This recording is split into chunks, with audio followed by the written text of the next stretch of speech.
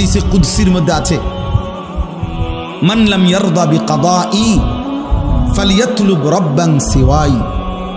আল্লাহ তাআলা বলেন, আমার যে বান্দা আমি আল্লাহর ফয়সালার উপরে সন্তুষ্ট নয়, সে যেন আমাকে বাদ দিয়ে অন্য আরেকজন রব, খোদা, প্রতিপালক তালাশ করে নেয়।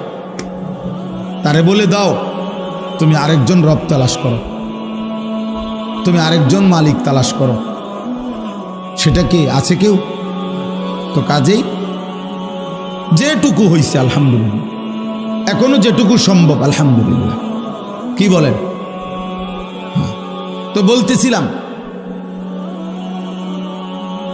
যে আল্লাহ তাআলা বলেন, আমি আল্লাহ তোমাদের উপরে, ওই যে বৃষ্টি যেমন কোরআনে আছে, ওয়া আনজালনা মিনাল মুসিরাতি মাআন সাজ্জাজা, জমাট মেঘ থেকে আমি আল্লাহই তোমাদের জন্য অঝরে বৃষ্টি নাজিল করি।